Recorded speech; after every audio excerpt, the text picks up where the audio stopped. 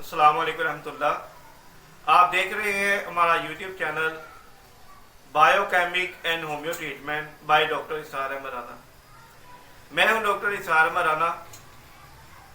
Allergy के हवाले से काफ़ी मरीज़ों की हमें डिमांड्स आई कि इस हवाले से कोई वीडियो इस चैनल पर भी डालें।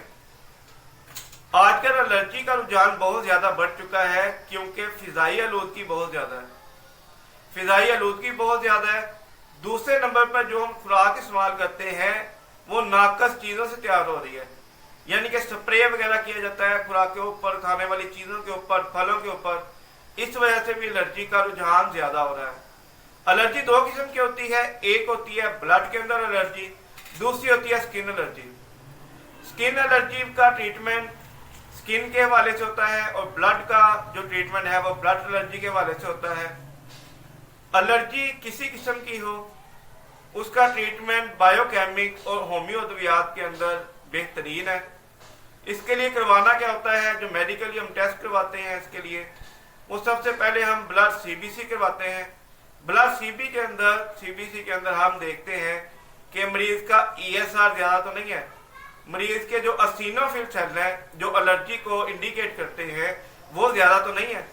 अगर ब्लड सीबीसी के अंदर मसला नहीं आता, इसके आगे जो फर्दर टेस्ट है वो हम एलएफटीज करवाते हैं। एलएफटीज से क्या मुराद होती है कि जिगर आपका खून को फिल्टर करके पूरी बॉडी में भेजता है।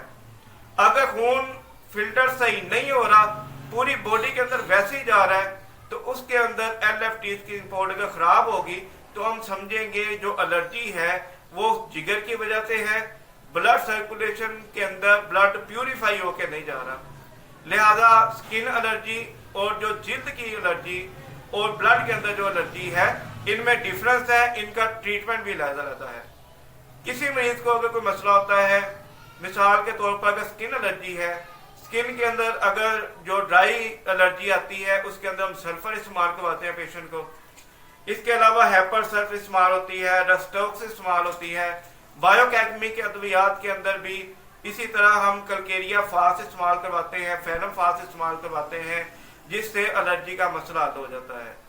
लिहाजा बायोकेमिक और होम्यो अद्वियात दूसरी अद्वियात की निस्बत काफ़ी सेफ है। होम्योपैथिक के अंदर जो तरीका इलाज है वो बिलमिसल तरीका इलाज होता है, जबकि दूसरे तरीके के अंदर बिलअक्स है। जब भी आपको एलर्जी होगी, स्किन के ऊपर होगी, वगैरह इस्तेमाल करते हैं, वो मेडिसिन जो है वो आपकी स्किन एलर्जी को अंदर की तरफ धकेल देगी, कुछ अर्से बाद वो दोबारा नमूदार हो जाएगी। जब आप होम्यो की मेडिसिन इस्तेमाल करेंगे वो मुकम्मल तौर पर मरीज को शिफा याब करती है। बायोकेमिक एंड होम्यो अद्वियात इंतहाई सेफ है, इनके मुज़र असरात भी नहीं है। डॉक्टर इसार अहमद राना को इजाज़त दें। हमारे channel biochemic and homeo treatment को सब्सक्राइब करें ताकि आपको मजीद नई जो वीडियोज़ हैं उनका नोटिफिकेशन मौसूल हो सके। अस्सलाम वालेकुम रहमतुल्लाह।